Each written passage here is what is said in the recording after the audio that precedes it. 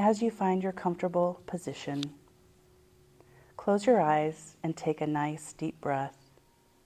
In through your nose, feeling your lungs expand. Hold the breath for a few moments, and then exhale through your mouth. And we'll do this one more time. In through your nose, feel your lungs expand. Hold the breath, and then exhale slowly through your mouth. As you continue to breathe, feel yourself sinking deeper into your body and into the present moment. Let go of any thoughts or worries that may be weighing on you, and allow yourself to be fully present in the here and now. Visualize a soft, warm light in the center of your chest, radiating outwards and filling your entire body. Feel the sense of calm and peace. Allow this light to expand and grow with each breath until it fills the entire room and beyond. As you continue to breathe deeply, repeat the following affirmations to yourself. I am love. I am loved. I am connected to all that is. My heart is open and full of compassion. I am grounded in the present moment. Allow yourself to sit in this space for as long as you need, feeling the love and compassion within you and around you. And when you are ready, take a few deep breaths and gently open your eyes, feeling calm, centered, and grounded.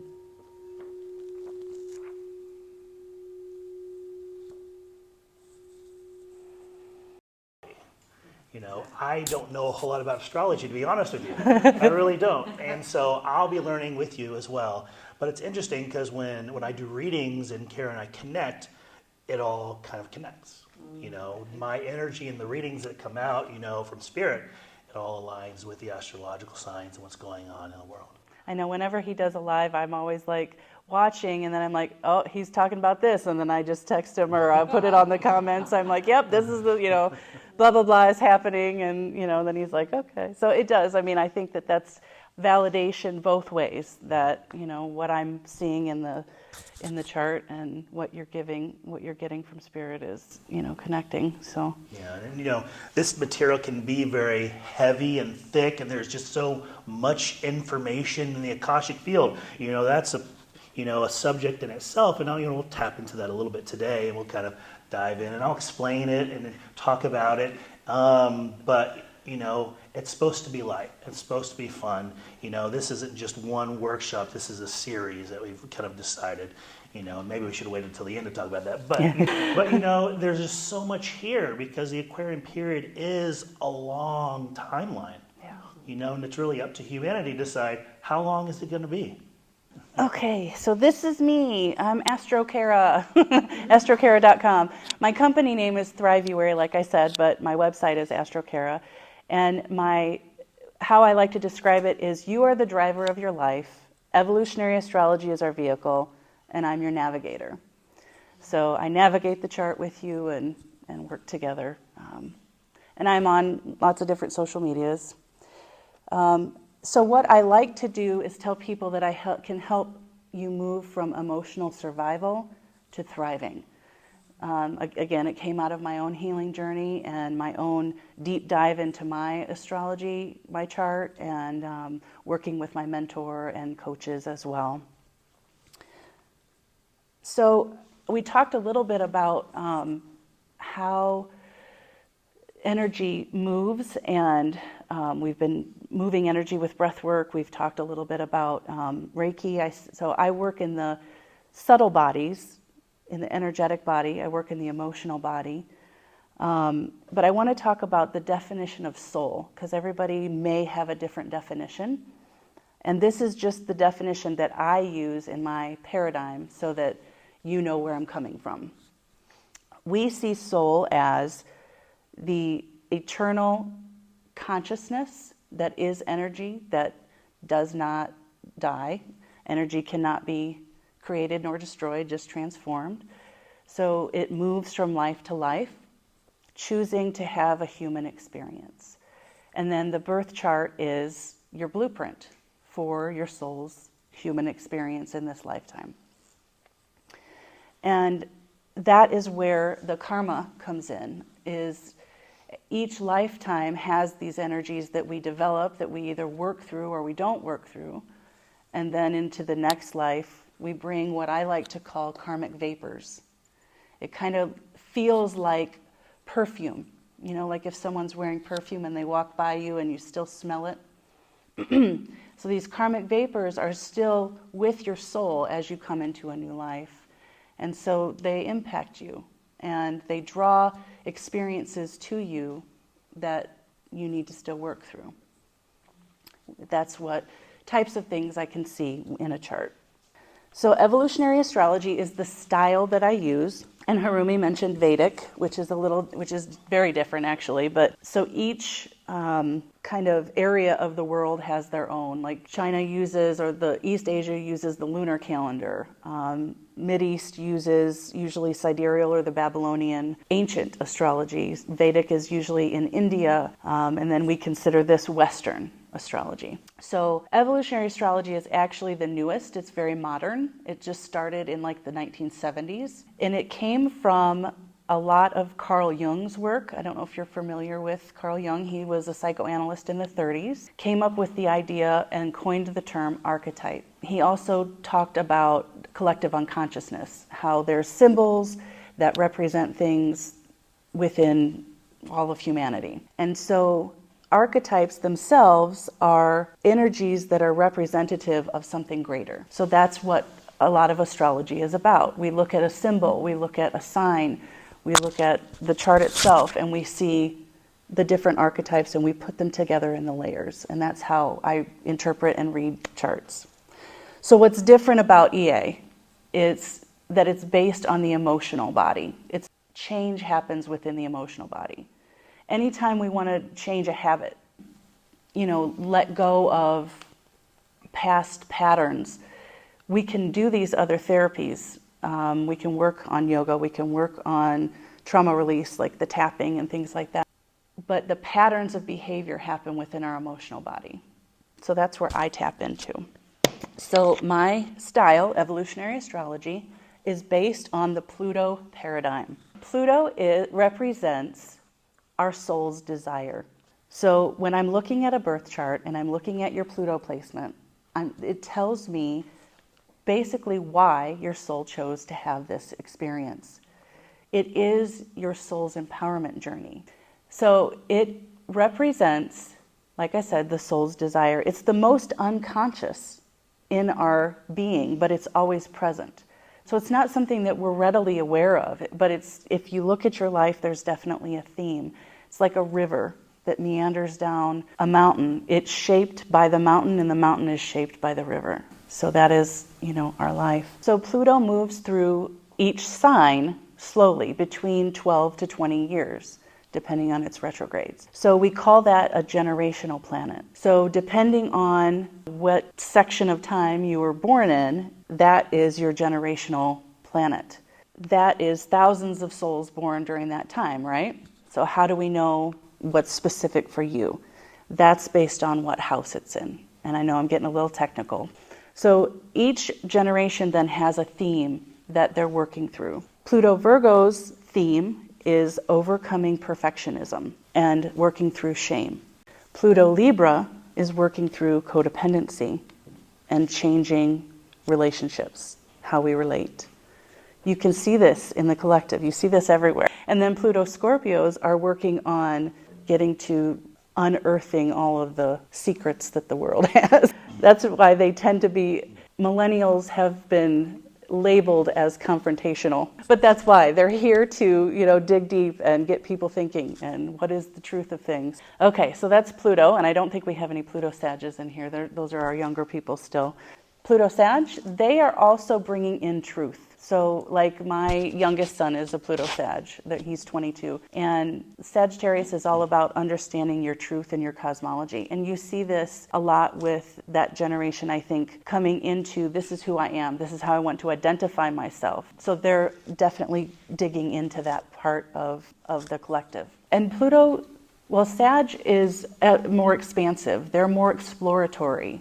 They really want to, where Scorpio tends to not be very trusting, and that's where they get a lot of the confrontational part, but Sag definitely is more expansive. They want to explore things. They want to, seek out new truth, seek out new knowledge. That's kind of that is that archetype. So when we talk about archetypes, let's address that a little bit further. Sure. Like, what's an archetype? What's the specific archetype? Could it be healer? Yes. Wounded healer? So yeah, each sign and each planet has kind of these assigned descriptions. Like Mars, we think of the warrior, we think of just someone who acts instinctively, these definitions. And that's where EA is actually a little bit different. I don't necessarily label it like that. I work in a more, I guess, intuitive way where I describe it. But that is, so like Chiron we call him the wounded healer. Venus we look at as relating and love and connection. Mercury is our mental space and how we think and how we communicate. Does that kind of answer your question a little bit? Okay. We need a little bit more clarity, right? Yeah. About what archetype is? Yeah. So, for example, you're a Virgo, right? Yes. What would you describe as a Virgo? So that is your sun sign, right? Because that's most people know their sun sign. It's just based on your date of birth, right? A lot of times popular culture astrology focuses on that being your personality. They'll say this is a list of personality traits that you may have. And sometimes I think that is not the best way to look at it. That's just my personal opinion. It's my professional opinion as well, but because you are so much more than just your sun sign. But, most of us know that, and that's kind of our entry into what astrology is. So the Virgo archetype is someone who looks for and can find problems very easily and then find solutions. So do you tend to, just in life as you're going along, you can see where you analyze things quite a bit, probably. And you can see where this can be better. Like, I can make this better here, or you can do this to make something better. I would have to see the rest of your chart. But Virgos sometimes get the bad rap of being perfectionists. I thought that was interesting because I fit in that Pluto Virgo when you were talking about the cycle for my age, going, double down on this one. Yeah. Yeah. So your soul is working through a lot of themes with that. Would you say that's true? Oh, absolutely. Okay. Everything you said, I'm like, And that it's makes like sense. We have this big kind of collection of things that we're working on and we're processing, individually and as a collective.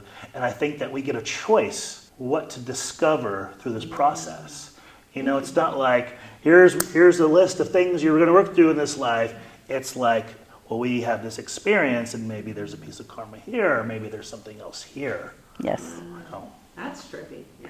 And it comes to us through the transits a lot of times. So that's why I was talking to Jen the other day. I said, I would like to know what's going on in your chart, because you're probably either having a significant Saturn transit or Pluto transit, because that's usually what comes along and kind of knocks us off our feet sometimes Uranus, but I'll let that be as far as Pluto. So just know that's where I work from. Pluto is my important planet. That tells me why your soul is here to have the experience it's having. And I wrote down something. Can I?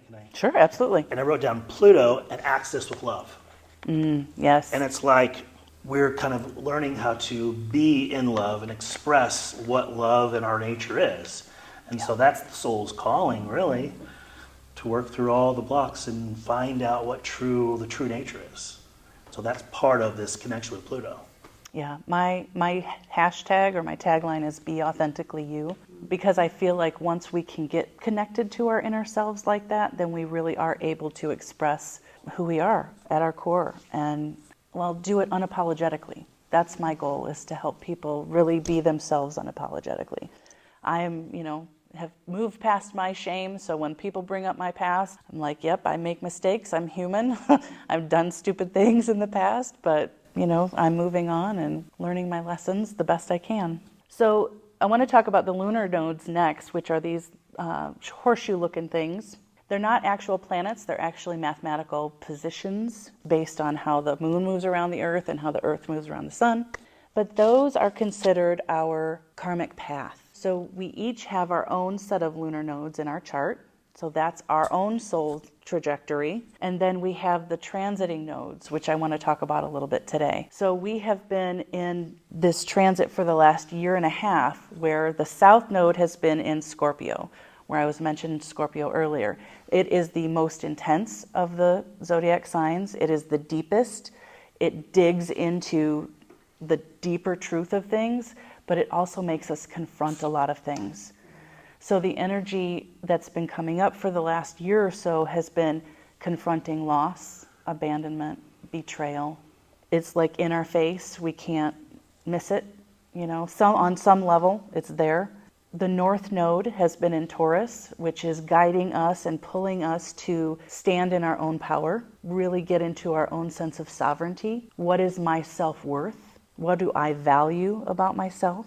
It's been significant, like I said, for the last year or so. This summer, so the transits that are coming up, the reason why I talk about Pluto and the nodes. So Pluto is moving on the 27th of March from the sign of Capricorn into Aquarius. Every astrologer has been talking about this. So just be ready for this summer to be a little bit crazy, this spring and summer. Have you been able to feel it? Like, have you felt like something's coming?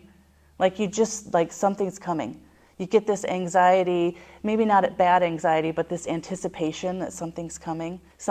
Time is speeding up. So Aquarius energy is very fast. It's meant to accelerate us. It's meant to bring us into the future. So Pluto has been in Capricorn since 2008. Anything that Pluto touches, it transforms.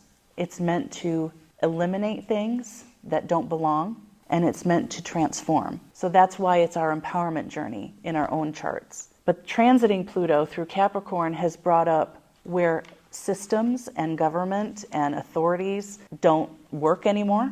I mean, we see this. We were talking about this in the school systems the other day. In the collective, you see the breakdown of things. So now as Pluto's moving into Aquarius, it's speeding everything up. It's changing. I mean, look at AI. We've got so much that's just coming at us. And the reason why I want to talk about it, or why I think it's so important, is because it can cause trauma. One of the things that happens with trauma is when something happens too fast that we can't process. So all of these changes are happening so fast collectively. If we're not grounded and centered in ourselves, we're going to get lost. Obviously, I don't want to lose you. I don't want you to lose yourselves. That has been what this transit in the past has been about. Digging deep, confronting the past, settling into yourself and knowing that you have value. And then this summer in July, the nodes are shifting from Scorpio Taurus to Aries Libra. Aries Libra is our relating polarity. Aries is me. I'm here.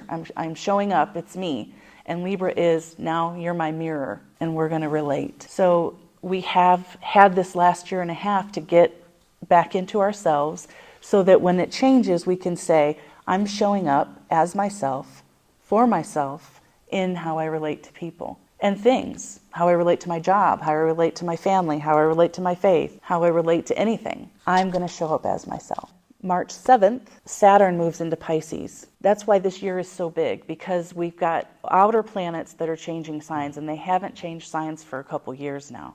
Well, Pluto since 2008. Saturn in Pisces is going to break down the veil. There's going to be a pretty mass awakening. I mean, I think you've talked about this recently, where people are really feeling it. They're feeling this disillusionment is moving away, and they're coming to this place that they realize they have to get in touch with their spiritual self. But like a towel that's really just saturated, that we have to squeeze all the moisture out. It's kind of what we're coming into, to release all the old expression, all the old parts of ourselves. Yeah, you can't miss it. I mean, we've all been feeling it on some level, I'm sure.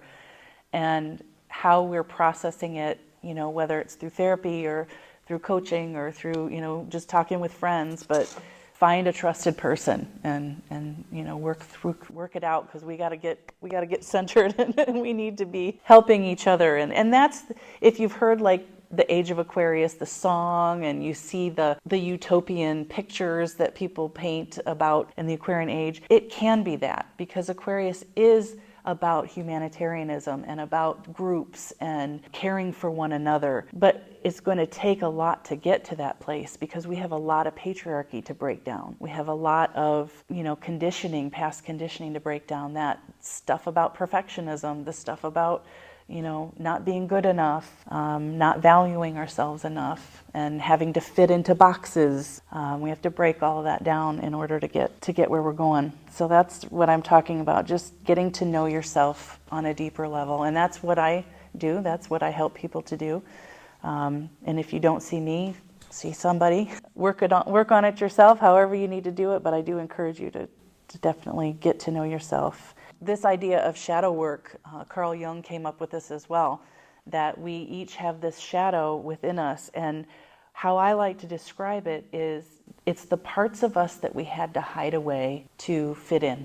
It's the parts of us that we had to hide to be accepted even in our families, to survive, to get what we needed. And, that's part of the trauma stuff that we're working out, is facing that, I couldn't express my emotions in my family. And so now I'm learning to do that.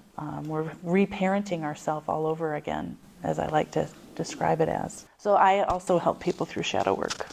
So I'm going to be guiding us through a lot of breath and a lot of moments of breathing. But I think I kind of want to key in.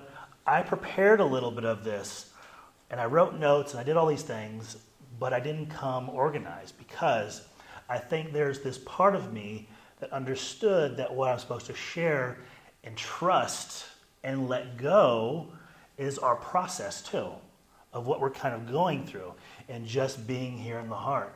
Because, this says, fuck, I don't have anything prepared. What am I going to do? Holy shit. That's our mind and our mental energy that we're processing through a lot of. We're experiencing this as emotions, and we're experiencing this as energy, shame, trauma, whatever it might be. But here, what we're learning to tap into is peace, right? Hopefully, we kind of shed some of those barriers and clear some of those walls. And when we come here, this is truly the expression that we're kind of talking about into the Aquarian period of home. Home, peace, truth, right? The divine part of who we are, the divine soul, the aspect of us that knows no depression, that knows no bitterness, shame, whatever it might be. It's not angry. It's not anxious. Judd might be anxious right here. Judd might be nervous still, because there's a lot of energy here. But here, there's none of that. And so this process through the Aquarian energy, we're barely scraping the surface into this age, into the awareness. We're still kind of hanging on to the age of Pisces. And we're still kind of letting go of a bunch of stuff, and we're funneling in. And what I mean by that, I might walk around and draw pictures because I feel like I need to be in movement, but we're kind of titrating off. And what that means is we're slowly letting go of the last pieces before we can be allowed into this next period. So this next period is our soul's expression. We're so unique. We're a unique expression right now, right? Harumi over there is meditating, and she's just finding her peace. And then, Kara's just finished. She's feeling good. I don't have to talk anymore. I'm just kidding. For a few minutes anyway. For a few minutes at least, And then here the pressure's on, right? But the truth behind all of this stuff is that, like I said, deep within, there is this knowing that we have. This all-encompassing knowing that we are all connected. And that's why we kind of wanted to share our names so we could address each one of you and we could connect. And there's a part of this that we'll tap into in a moment called coherence. What that means is to unify and as one. And heart coherence is actually what we're moving into as, like, we're working with each other, we are together. We are unified.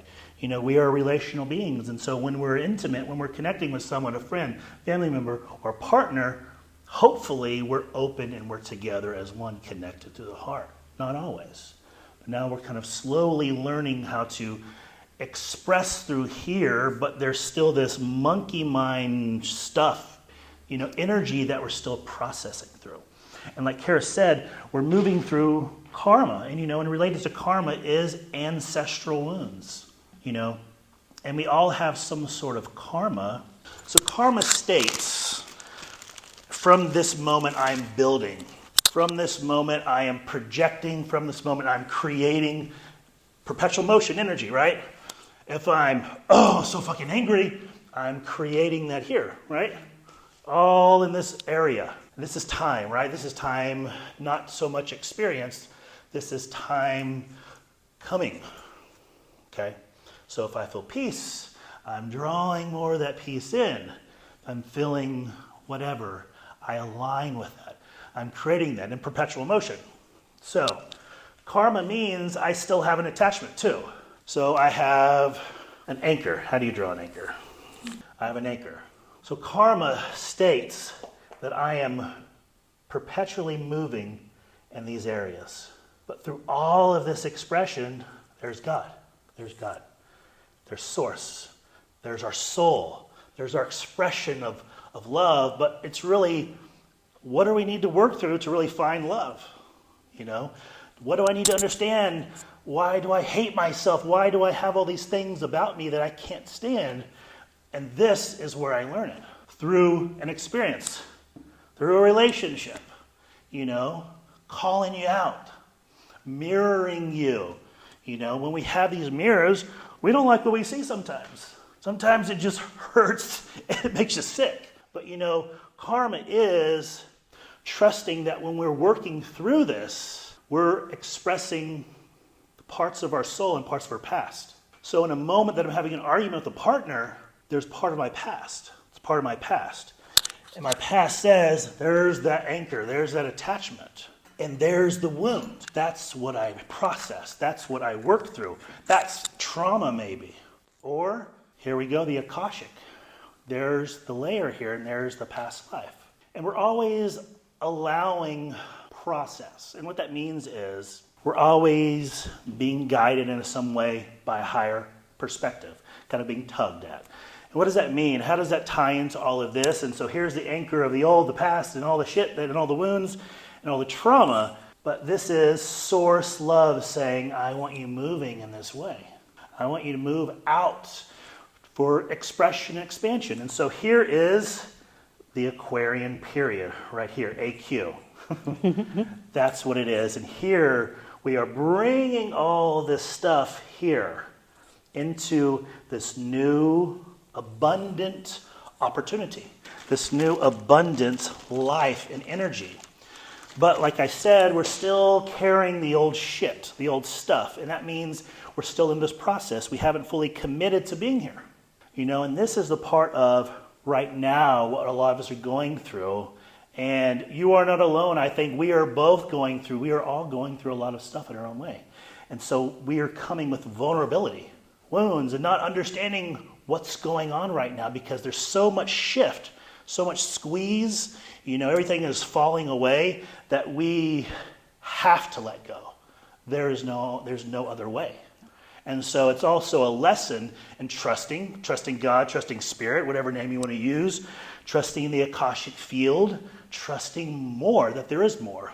But through that is also us allowing us becoming. And I want to just jump in here too. Thanks for stopping. So the anchor, that is where, again, Pluto comes in. Because when we look at the archetype of Scorpio, it is attachment. It is what are we attaching ourselves to. So a lot of people say Scorpio is about marriage or about merging with things, intimacy, sexual intimacy, because it's how we merge with something outside of ourselves. But then it's that attachment. So again, if Pluto is our soul's desire, it is coming in with these attachments. It's coming in with these emotional and psychospiritual connections to things. And that's how we work through it. as we are wanting to be empowered, we draw into ourselves, our soul draws, the karmic vapor draws into ourselves these experiences that feel negative. But it's so that we can learn to empower ourselves through it. We're talking about attachments and then about letting go. So that's also part of Scorpio as well. And that's part of this transit that we've had with the South Node. Looking at and confronting and letting go of those things that no longer serve us. Letting go of the things that we've been attached to, but it's not good for us anymore. It's time to let it go.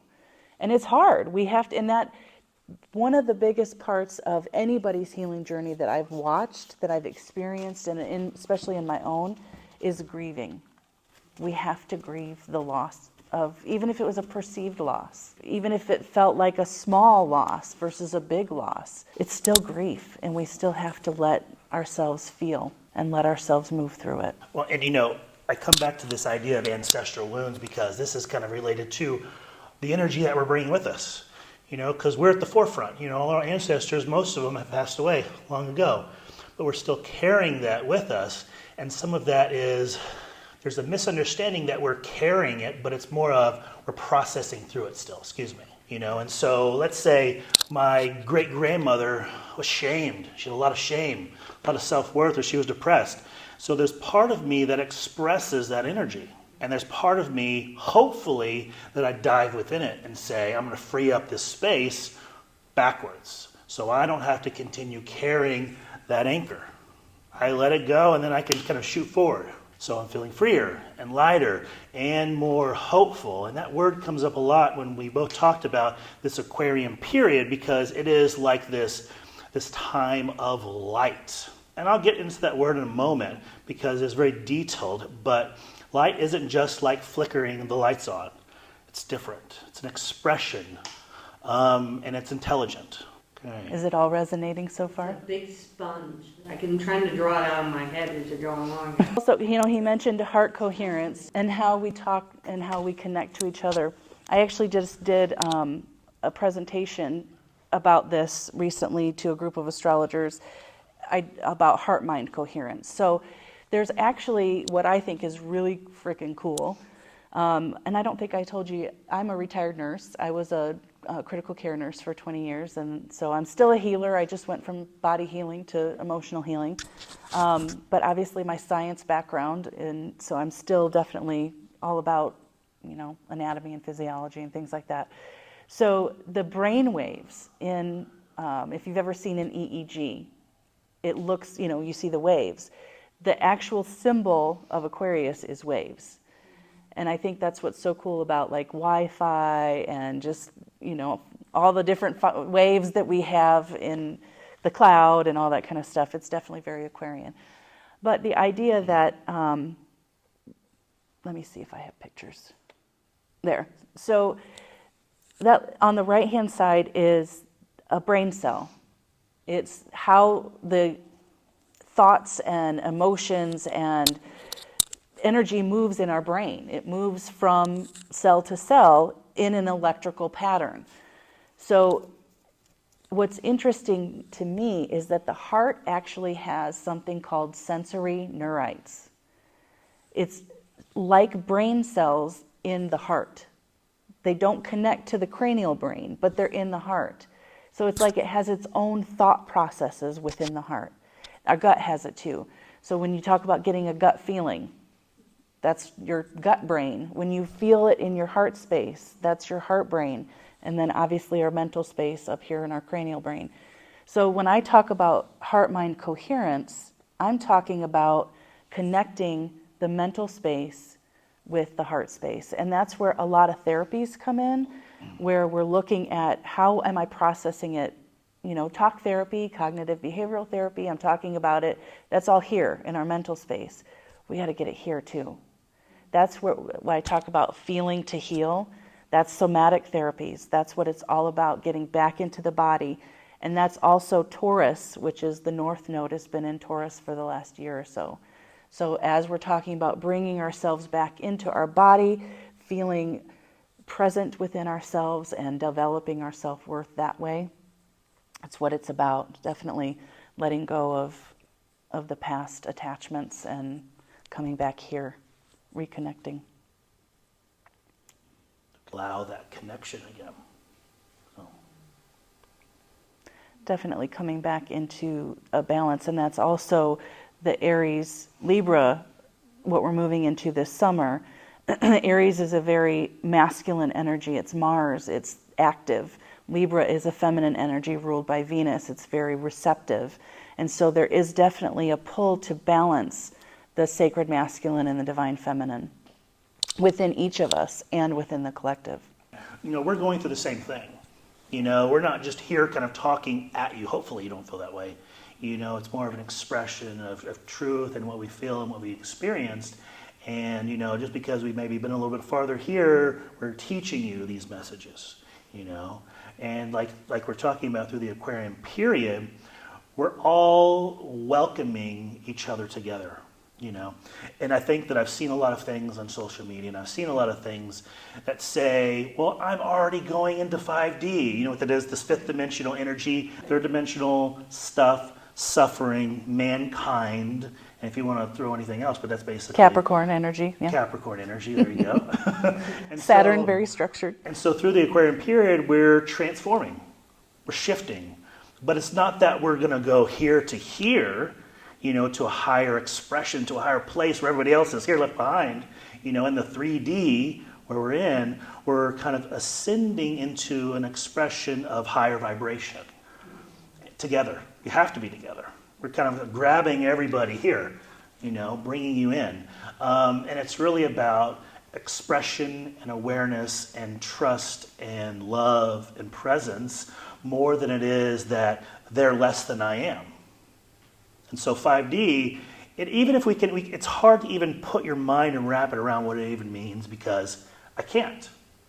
I haven't been there, you know, but my brain processes up to 11 dimensional energies. And so there's part of us as humans that already are processing in that energy. And so to process up to, let's say, 4D, we have to be very aware of subtleties, of subtle energies, of psychic awareness. We have to just believe, trust, and know, and go with it. There is no hesitation here.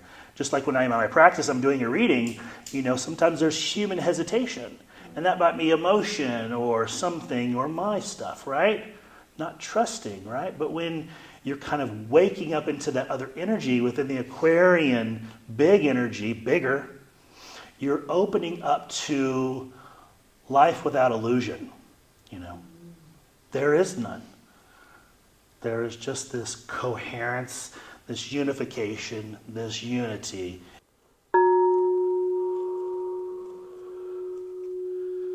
Let Gaia support you.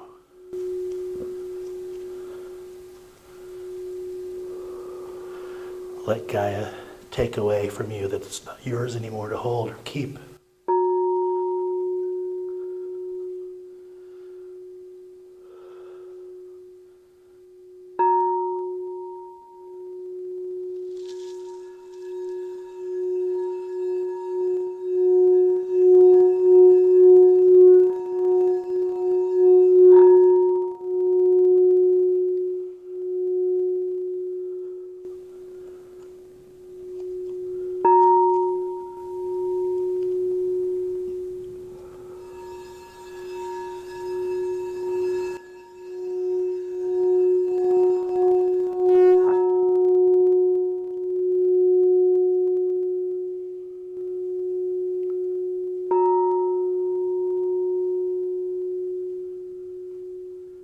Be here for just another moment or two,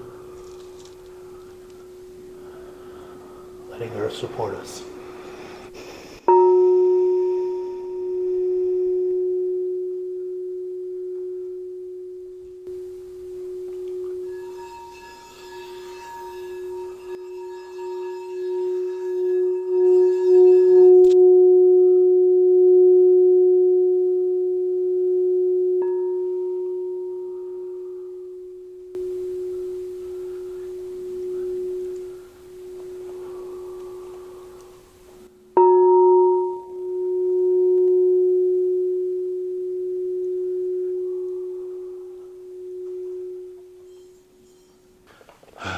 let's just be here for a moment. Let's bring our hands and place them right here in our laps. You can hold a mudra if you like, just one of these fancy hand things, Cindy, Sometimes this is a mudra like this or this. It's whatever you're kind of feeling. Yeah. And just take a nice, long, slow, deep breath. Holding at the top. Gently releasing it.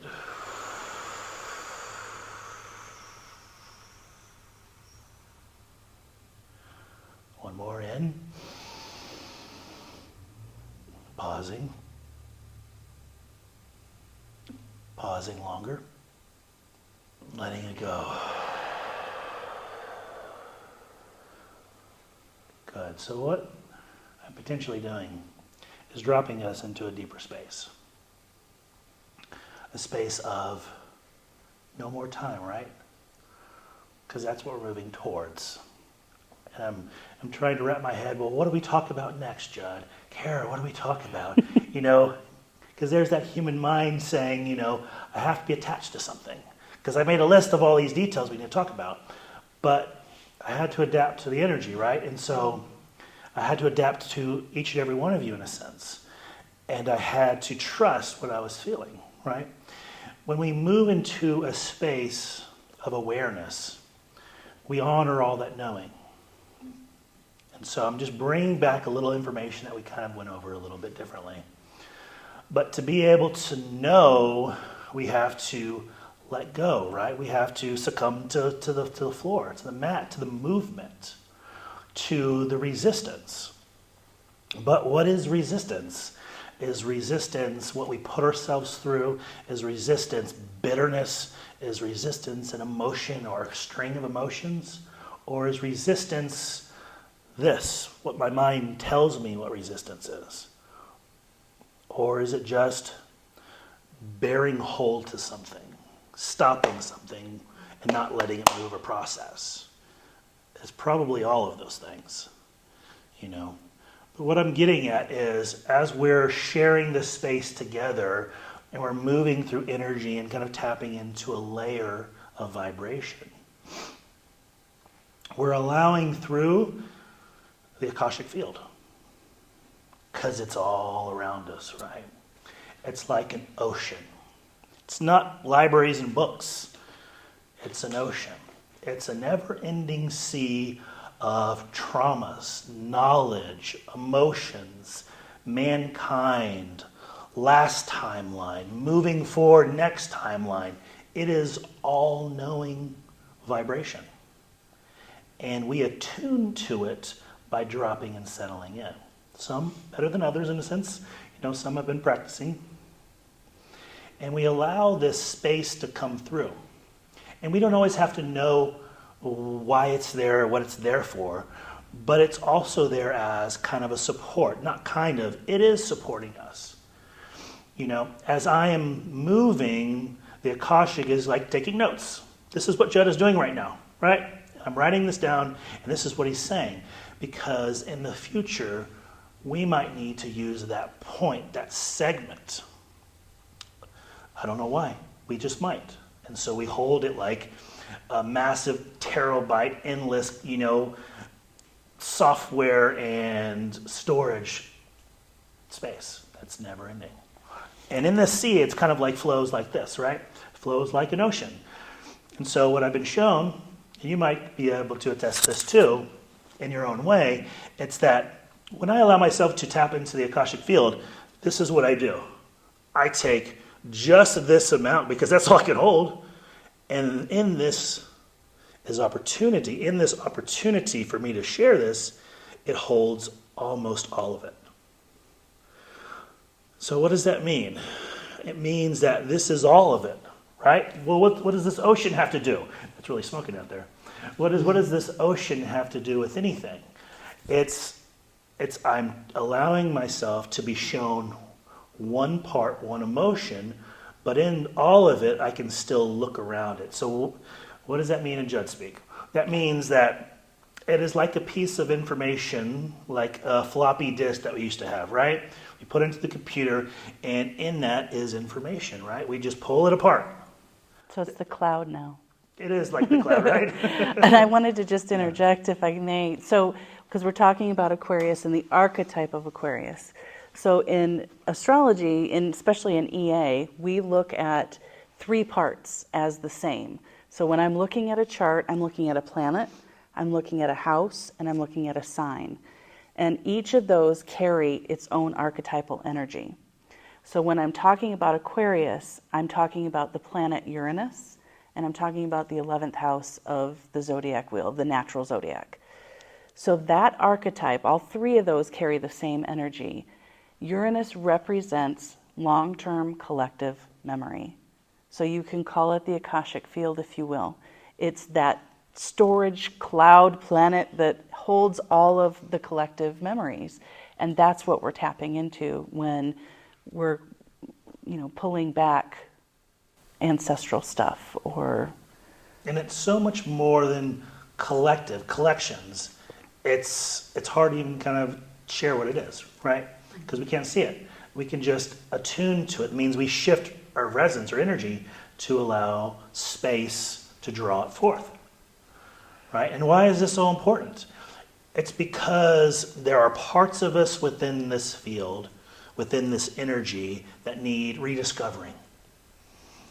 And that brings us to like these points where we talk about healing, and now into this Aquarian period where we're letting go so much, and why healing and energy work and somatic work and tapping, EFT, therapy, why it's so important.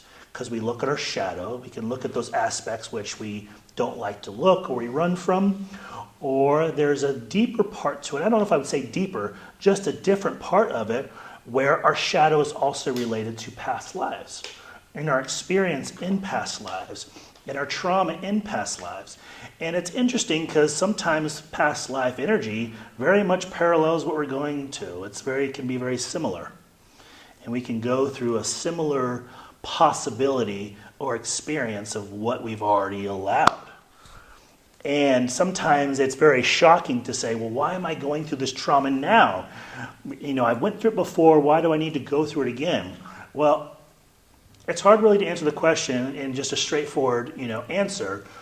And there's so much around it, but maybe the soul, feels there's a part of understanding through trauma, unfortunately. And that sucks to hear, right? But the soul also says, I'm going to love you through it. I hope that we can find our way through this. And I hope that all the people that are in your network and in your area, that you listen and open up to what they can support you with. Because we're here to help, right? Shonda does work, I do work, Kara does work, Harumi does healing. Yoga is healing. And so this is all that's provided. And we say, hell no, I don't want that shit. Or we say, okay, I'm going to allow this to support me through my expression. Because there are certain star beings that use seeds to drop in information. This is a rabbit hole. Okay, kind of. But I'll talk about, let's say, the Lemurians as an energy. Lemurians have different places within this world that they live, they house their energy, and they are also connected to specific stars. We can't necessarily see them, but though sometimes we can alter our awareness to understand that they're there. Maybe some people can see them very visually. I see more as an awareness and knowing and a form, but somebody else like Kara might see very differently. She might see a soul as a person. I don't. It's more of an awareness and understanding. But they're there, and they're there to provide so much support. They raise our vibration. They provide us healing. They bring us to certain places to show us Gaia's there for our support and more. And so seeds, I'll get back to that word, most times when we're going through this expulsion, we're moving through this energy so quickly, we're expanding, and our awareness is changing, and we're growing because we're transforming, and the collective is shifting really quickly. We're picking up pace, and it's getting faster and bigger and faster and bigger. And so at times we will have these big downloads. And I don't know if you've ever had one yet. I feel like you've had more than one. And sometimes these downloads can feel like beautiful. I just feel in my own life, it feels like I see colors, I see gold, I see beauty. It's like I'm on LSD, but I'm not. You know what I mean? Kind of like that feeling, you know? Not that I even know what that feels that. like. You know, and it's like an expression tapping into source energy where we see so much more. And you know what happens too when we have a seed at times, and this is another point of the Aquarian age, is our DNA activates. And that means there's dormant segments within our strands of DNA within each mitochondria within our cells that opens, that expresses, that says, boy, you are more than what you think. And when that part opens, it's like you see things so much differently in that moment. And then after you've had that expression, you have to find kind of a sense of the more. So as Saturn, for example, goes around the zodiac about every 28 to 30 years. So we talk about when we reach age 30, that's our Saturn return. And that's a big time of maturation. It's a big time of stepping away from, past conditioning and stepping into our own selves. And then at age 60, we reach our second Saturn return, and that's where we're looking back over the work that we've done through our life. We were talking about this outside with Pluto Libras. In our 40s, around 44, we go through a Uranus transit. So Uranus, again, Aquarius, that's when we start to really wake up to our own individuation, where we're like, okay, it's time for me to stop looking at, the way other people tell me, the way I look at myself based on, comparison. And then we do start remembering things. We remember things that, oh, okay, yeah, that's the truth of me. And then around age 50, we go through a Chiron return, which is where we're really looking at our wounding. Sometimes that's like the midlife crisis people talk about, where we're like, uh-oh, now I got to face all this stuff. Sometimes we kind of go crazy and distract, but back to what you said, yes, the remembering and connecting it that way. And there's so many layers to remembering. It can bring up dreams and traumas, and that can very well feel very shocking. Or it can bring these beautiful memories of these moments where you weren't on planet Earth, you were elsewhere as a representation of experience that is just amazing. And all these things are there, they're trying to tell you, you're much more. We're all more than this. We're all more than what we think. And that's the expression of the Aquarian period, is trauma into beautification. Is that a word, right? And, creating from this, alchemizing, shifting through all this stuff. And so maybe I'm further along, or maybe Sean is further along than me, so we help each other. And that's where the heart coherence comes there. But the heart coherence means that your heart is working with mine right now, and my heart is working with yours, and we're all tapping into this space. And in this space, we are elevating vibration. And that vibration isn't just here, it moves and travels into our communities. And that's the power of this collective that we're in right here. That's the power of shamanic ceremony, right? Because we're holding space, and in that space we say, I trust that this energy is going to support my family, you, whoever else that we bring into the moment here. And that is the opportunity of this part that's so amazing, is that we're rippling. And when we ripple, man, does it start moving quickly. And that's what we're going to start seeing the next 25 years, is that it picks up space. And in addition to this, we're going to see a lot of things fall away. A lot of paradigm shift. A lot of crumbling down of old organization being restructured. To see, because this involves our community, involves our political system. This involves things that are very real to us and that we're very divided on. And this all has to change, right? That's what I was kind of talking about before. So when we're looking at the natural zodiac, Capricorn comes right before Aquarius, and then it's followed by Pisces. Pisces is at the end of the zodiac. Pisces is the all that is. So when you were talking about the ocean, it's the ocean of source that we just fall back into once we leave here, that our soul is pulling us toward, that we want to get back to, that we come from.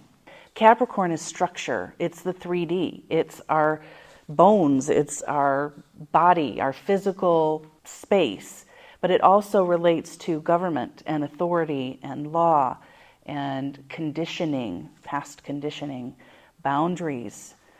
And so it's natural then to go from this focused structure, and we're trying to get back to Pisces and the all that is, and the, just to be no boundaries and fall back into the ocean. We have to split something. It has to break. That structure has to break open.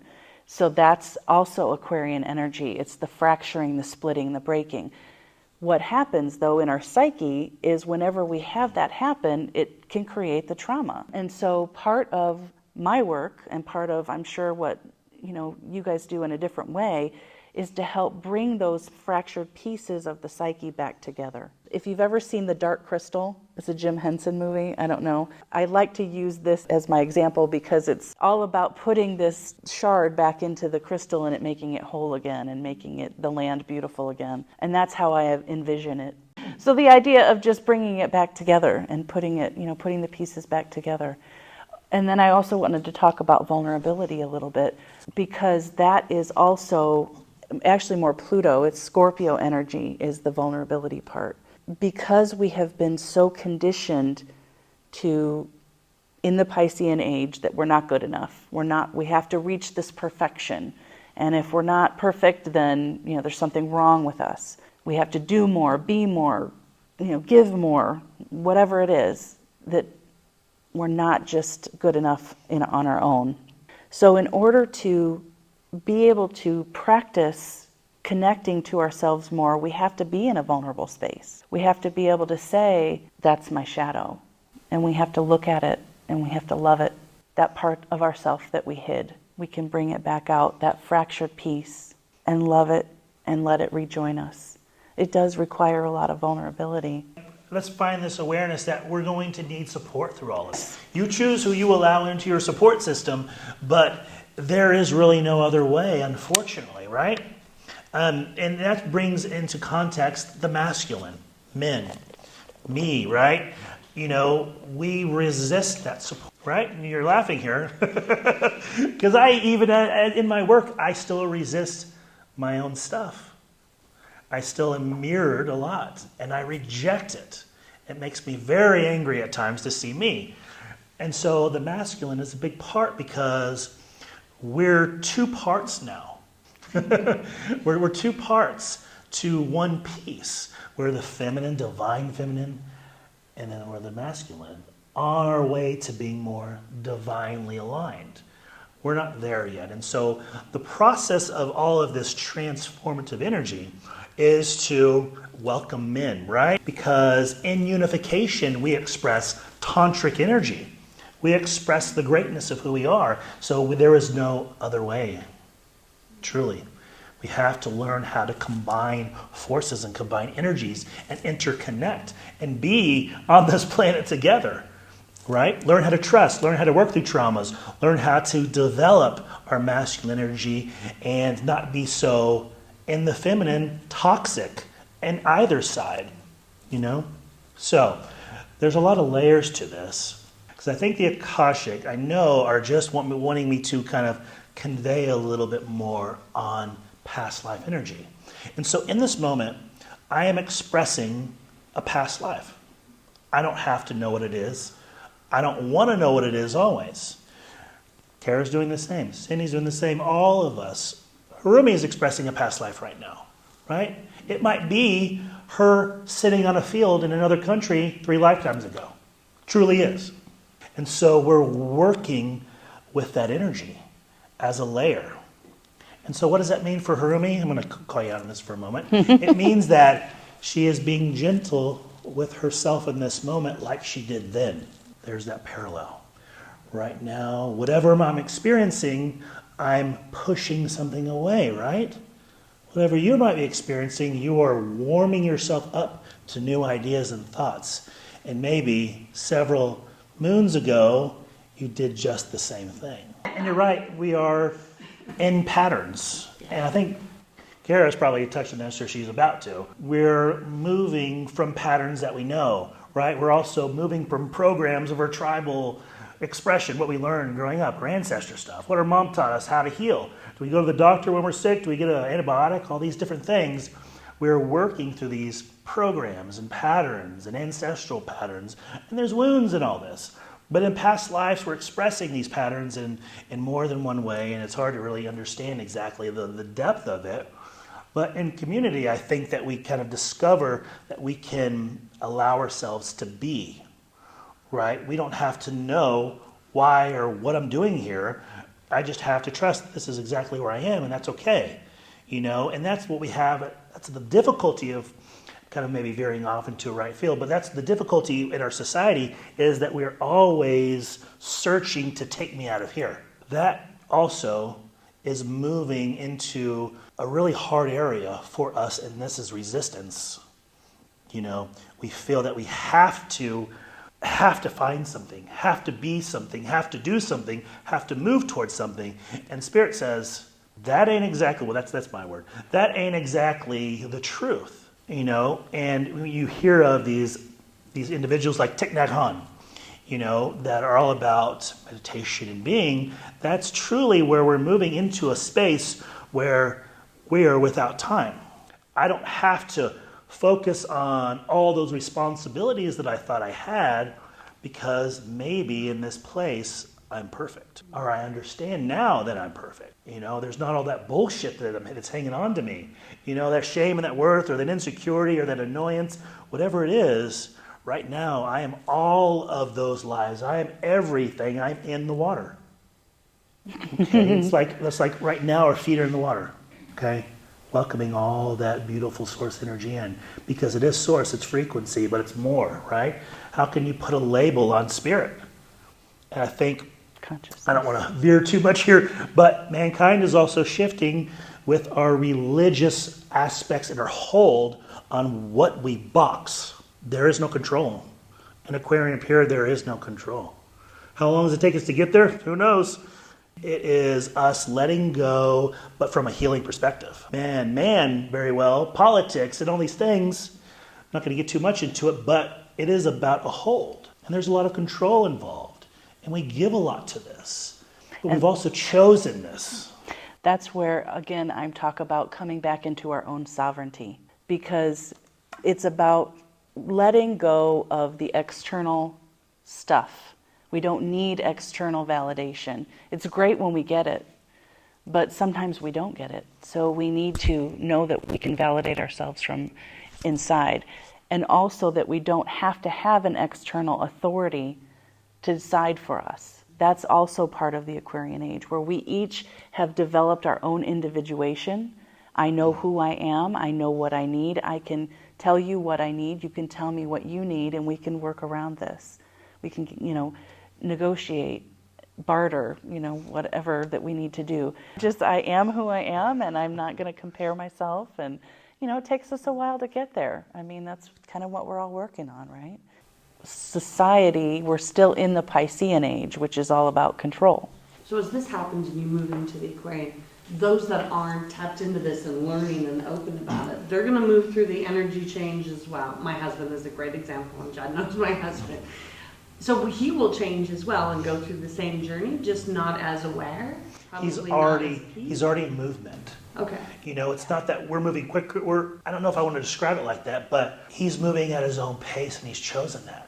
And that's great. That's perfect for him. Is that an unconscious movement? Because maybe a little talking bit. to him, couldn't tell you. I feel like we're all going to go It's there. very deeply unconscious, yeah. I mean, it's at that deeper layer. That's like I was talking about earlier. It's the river, that's just moving us along. It's that we feel the current, we feel the undercurrent. It's always there, but we may not necessarily be aware of it. But that we, in our 3D right now, are moving through time, or time is moving through us. And so we're all going to experience it. We're all going to get there at some level, at some point, but we oftentimes are taking, steps on our own and doing it on our own timeline. Well, and the Aquarian period is a movement into without time. It's hard to even conceptualize that, right?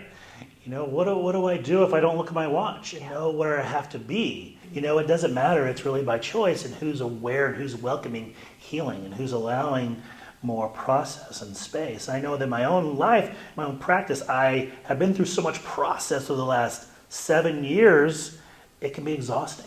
It's one thing after the next, and you welcome it. And then you learn how to move through it. You learn how to have more tools to help you, and people. And I think this is part of it all. Like your husband, there is support when he's ready. And he taps into that when he's ready. He hits the button and says, now. And that's his dynamic movement and his choice through this period. But through this allowing us to be without time, we are truly I, in a sense. I need nothing, right? It's not like I'm in a cave, meditating, and that's my life. It's more like now I get up and move over here and do what I'm called to do. I choose to walk over there and walk outside and run for the border, right? Or whatever it might be. You guys all are on the cutting edge. I mean, you are trailblazers, people that are interested in opening their spiritual self up and learning about this kind of stuff. You're on the cutting edge, so you are going to start learning about this. You're going to work on healing yourself. And when the shift happens, as it's already starting to happen, you're going to be the leaders. I mean, people are going to come to you. Even you may not feel ready. You may not be like, I don't know anything. I just know that I'm working on myself. But they're going to see something in you, and they're going to see that you've been working on yourself, and they're going to be like, I'm ready to do that. Well, that's so, the coherence part, yes. too. Have you ever had that experience where you're doing all this healing work and you go back home to your family, and they recognize that you're not the same. What is up with you? Right. They might even talk to you like that, right? Yeah. Mm-hmm. So as you're shifting, there's something shifting within them, creating the movement. What's fascinating to me is as you talk about it is as things change and things happen to us. I think if you're open to astrology and the work that I'm doing with Judge, you take it, you don't take it personally. There's something about taking that emotional, personal piece out of it. And I've seen huge growth working with Judd, but I don't know the other piece of it. I can see where it all interconnects. And I think it makes it easier to deal with the blows that you get, the hardship, but also the happier times. You're just more in them. Yeah. Being in the moment really is part of what we're talking about. And because there are those challenging times that we go through and we're like, how do I relate to this? And, looking at then if it's our conditioning or our past life, like you said, it's recognizing I didn't bring this on myself. In a way, I did because my soul chose it. But in my humanness, I did nothing wrong. I did not cause this necessarily trauma to happen. I didn't cause this, big event to happen that hurt me so much. This was part of my journey, and how now I have the choice. And that's the power that we have, is the power of choice. How am I going to respond to this? How am I going to live through this or accept this or let go of this? And then that's how I look at a chart as well. I see maybe this is your strength. Here's the remedy for you. Well, it's like choosing to change your pain into worth, into presence, into being with it, and having this understanding that that's not really me, that was just a moment, but I can change it to help someone else. I can alchemize it, create magic, you know what I mean? Yeah. Shift it into something that's stronger for everyone else to learn from, and I think that's why we're here in a sense, because we've been through shit, and it becomes a priority for us to say, I have to do this work. And that priority maybe touches somebody else and says, I have to do this work now. So I want to talk about, you ready to talk about time just a little bit? Yeah. I'm going to briefly touch on time because I had a question when I was outside. So time itself. So time, we're going to look at this from a perspective of our souls being called. And so let's say down here is the moment God said, you're here. And from that moment, we have an arc. We don't know when it ends. Maybe it comes back around and goes in circles forever. I'll just put an arrow here because we're in constant motion. And this is karma, this is time, okay? So this is just the movement of the soul. The soul is moving towards, who knows? The nodes. Oh, the nodes? Mm-hmm. Okay. And then here I have an extension, and that is a potential life. There's another one. Ooh, who knows where we're going there? And there's another one, right? And I keep on going, and who knows where I end. Okay, gets deeper. So we'll take this one. Here is one time. Within one time, I allow opportunities here, another opportunity here, and then maybe another opportunity here. And then branching from there in squares, I have another reality. And so is it parallel, or is it just an extension or an expression of, let's say here? Is there another expression elsewhere? Who knows? But there's potential that I'm expressing this in another space similarly at the same time. And so there are multiple of these. And so with one timeline, one potential past life, I have moved through all of this energy and more. And I'm still working there. And so just think of the grandiose scheme here of the soul. And as I'm moving and expressing here and expressing here, expressing here, I'm still called along this path. Along the path, we're being guided. We're being guided. We're being directed. So I'm being directed here. And then I might be directed here for a little sideline. Everything is connected, and we're all working in each moment, in each past life, in each parallel reality right now. I am all of these now. Maybe there's a little fear right here, some big fear or some karma or some trauma. And when there's something big that happens, a lot of that energy directs here because that's a big experience. I need more of this. I need more of the soul there to just guide me through it. Just because I'm experiencing all of this at one moment, there's an opportunity to be fully aware and fully loving in this experience. But most of us, not most of us, a lot of us want to be over here. Want to be over here. Want to be where we were. Distracted. Love that word. Distracted? Yeah. But most of the time, we don't understand what we're distracted with either. We just feel this calling elsewhere, and I hate being here. That's the energy. And that means there's karma. There's an expression that needs to be addressed. And that is a big point in the soul's calling to bring more force and vibration and love and support there. And that might mean I see a lot of damn mirrors. I'm seeing my wounds everywhere, right? I don't want to see that shit. And it sucks. And it's hard because you need to understand in this moment you are bringing through karma and understanding the depths of who you are too. So let's take this word shame. We all know what that is. Shame sucks. It's heavy. But a lot of us have worthlessness, self-worth attached to our karma. We've had a lot of, most of us, more than one, have had a lot of timelines where we've been let down, we've been pushed down, we've been beat up.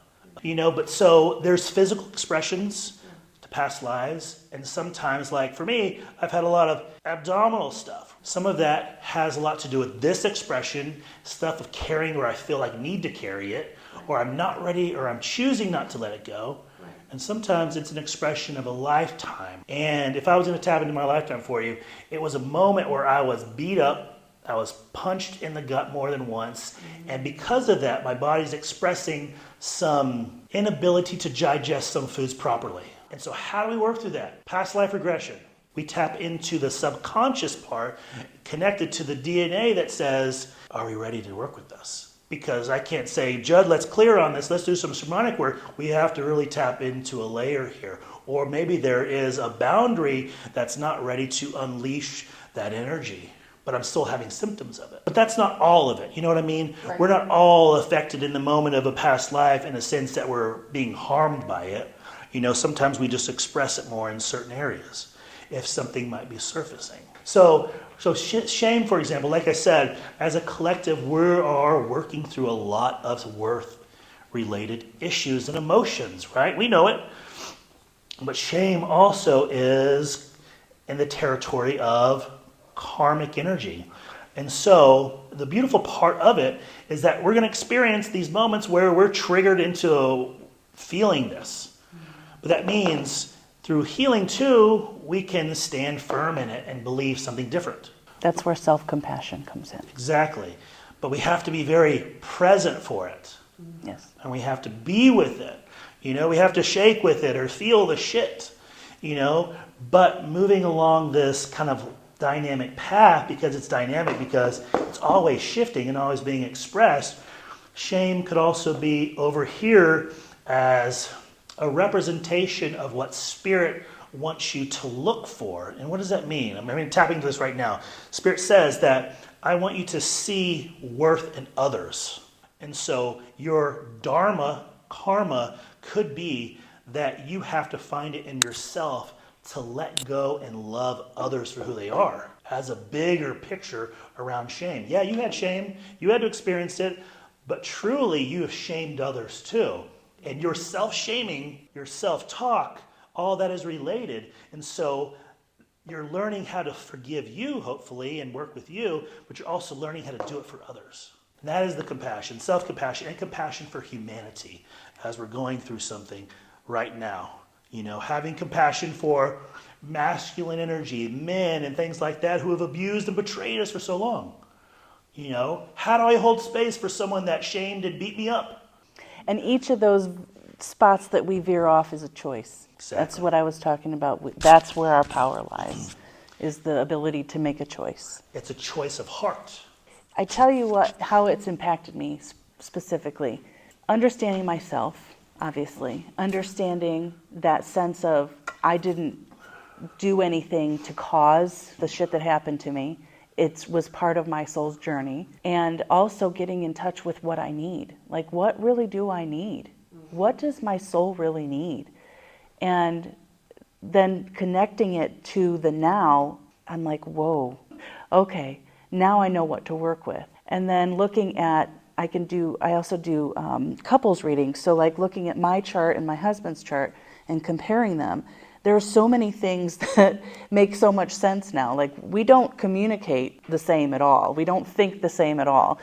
And so, I mean, all those things that make us opposite or make us different is obviously what brought us together, but it's challenging. And so you can see it right there. You see this challenging aspect. You're like, oh, that's why. I guess relief in the fact It that I does. don't hold it out on the person. It's like, you're making this fucking choice. Why Yes. are you doing this? You want to make me mad? It's like, okay, so that's how you're wired, or that's how we come to the table.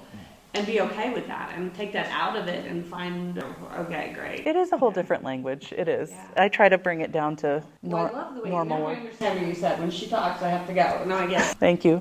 I appreciate that. But I think there's so much to kind of look at in this period because it is dynamic, it is constantly moving and changing, and we're traveling at the speed of sound right now. And that's why frequency and frequency healing are so big, and they'll get even bigger. And energy medicine, energy healing are growing really rapidly. So pay attention to this kind of shift and how all of this comes together, because it is coming together.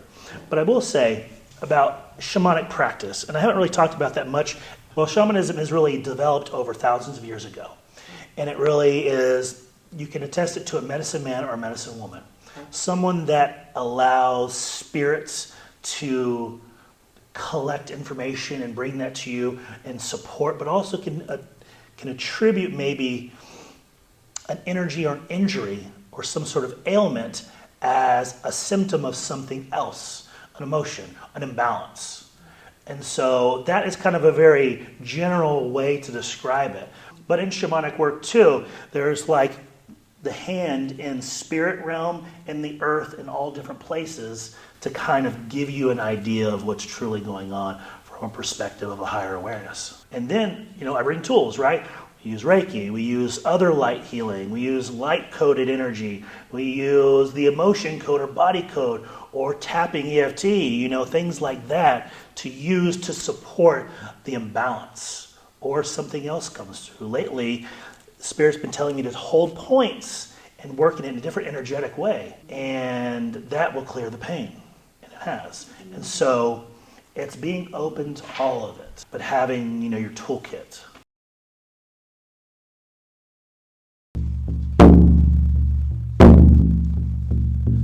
Relaxing your shoulders.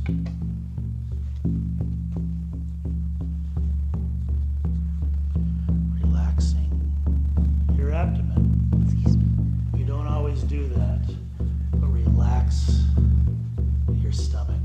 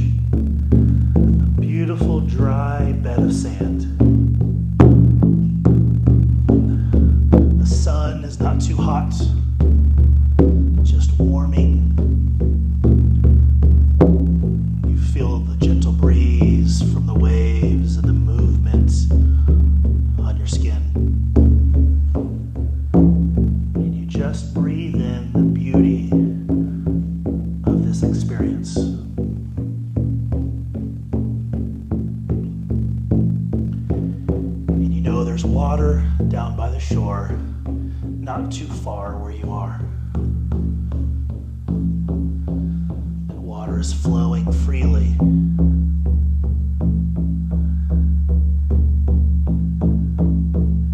You watch the water. Waves slowly crashing the shoreline, foaming at the edge before they break, breaking all the way down the coast. It's a beautiful sight.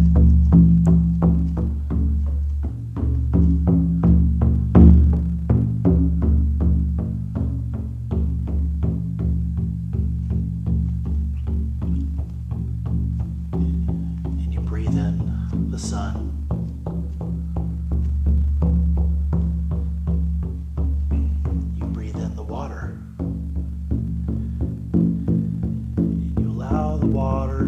Wash up to the tips of your toes, feeling maybe cool, maybe warm. Maybe the water is just exactly where you want it to be.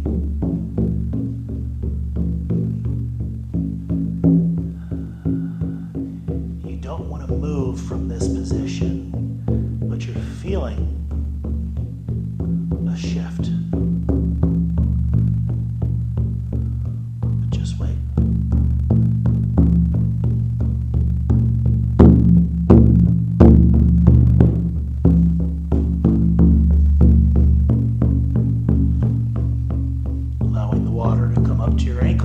Just a little bit higher, not too high, just something comfortable.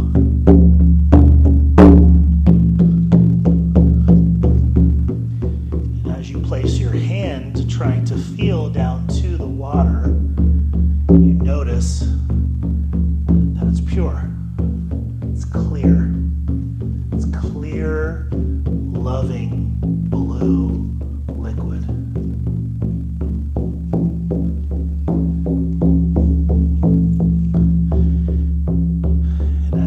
Water laps up towards your shins and your knees. It stops there.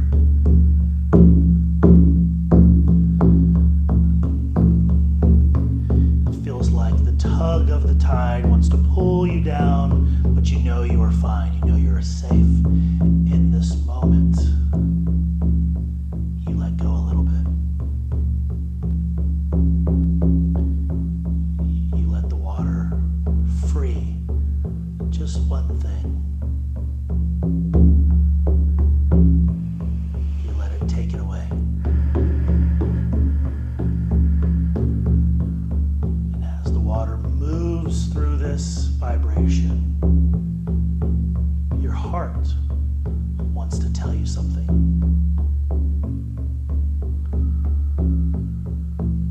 Listen.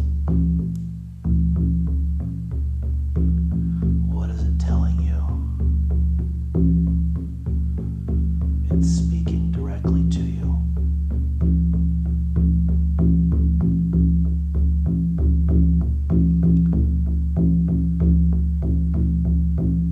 It wants you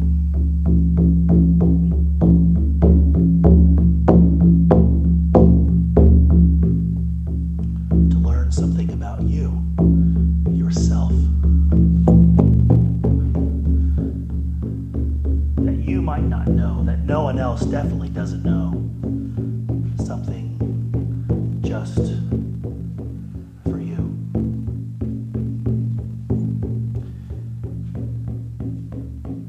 So you let it speak.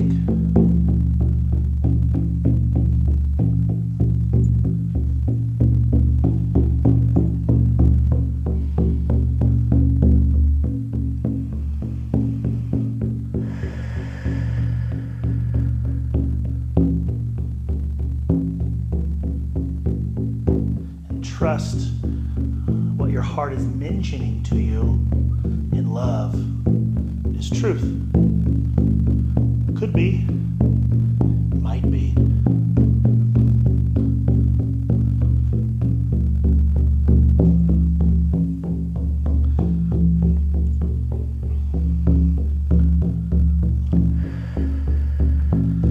Letting go even further and deeper, we settle into a space presence, true presence. But in this present space, there are colors.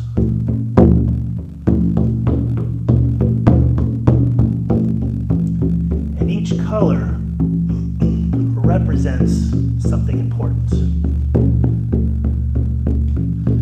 Beaming through your heart are colors.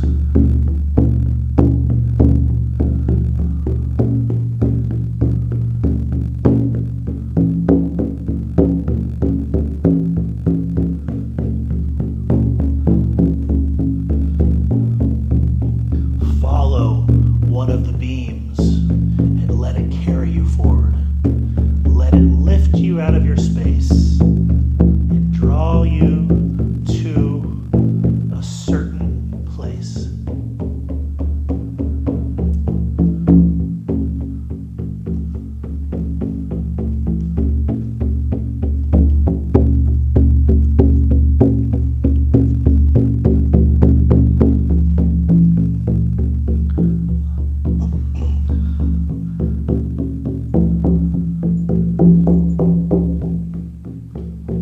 Let this light gather you and carry you and surround you with its warmth. Become this light.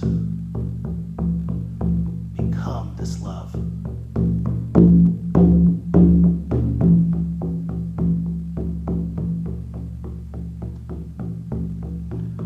Let it carry you and surround you and wrap you around with its warm, loving arms.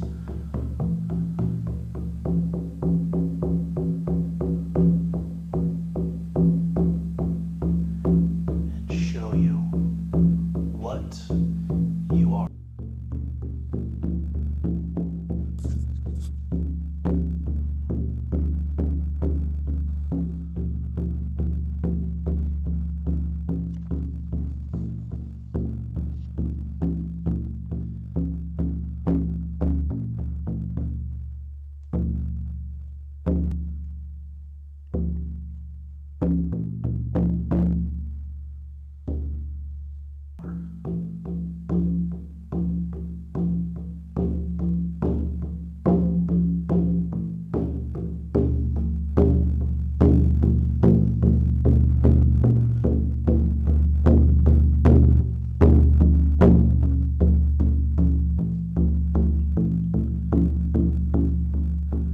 Allow this beautiful, loving energy to clear,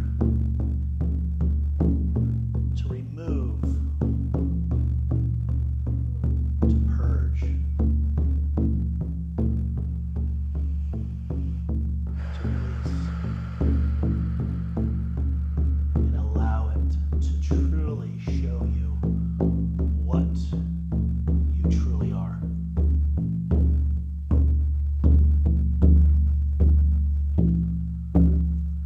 Falling back into the sand.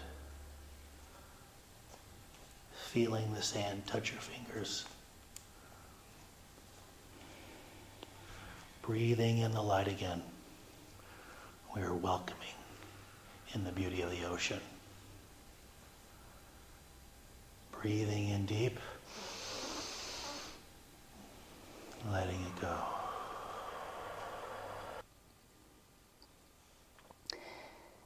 As you continue to breathe in and out, begin to visualize yourself standing at the center of a vast open space.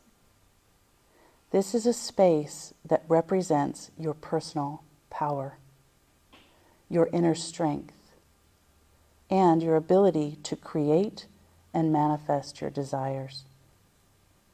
In this space, you are surrounded by all of the things that bring you joy and happiness.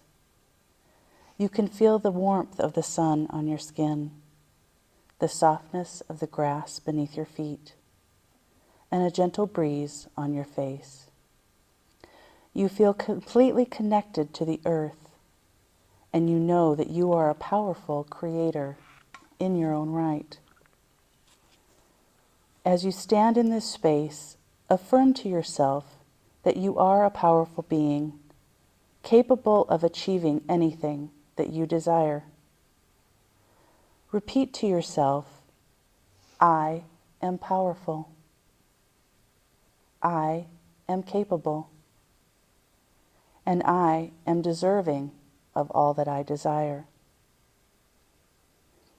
Take a moment to acknowledge any areas of your life where you have given away your power or allowed others to control your decisions. Release any feelings of guilt or shame associated with these experiences and commit to reclaiming power and standing in your own truth. As you continue to breathe deeply, allow yourself to feel the energy of your personal power flowing back into your body. Visualize a golden light flowing from the earth in through the soles of your feet, up through your legs, into your heart center. Feel the energy expanding and growing with each breath, filling your entire being with a sense of confidence, strength, and empowerment. Repeat the affirmation, I am powerful, and I choose to use my power for good. Take a moment to set an intention for how you will now use your personal power to create positive change in your life and in the world around you. This could be as simple as committing to a daily meditation, or as bold as starting a new business, or pursuing a long-held dream. As you begin this meditation, as we bring this meditation to a close, take another deep breath in, feeling the power of your intention and your own personal power filling your being. Exhale slowly with a sense of calm and peace to wash over you. And when you are ready, gently open your eyes and know that you have the power within you to create the life you desire.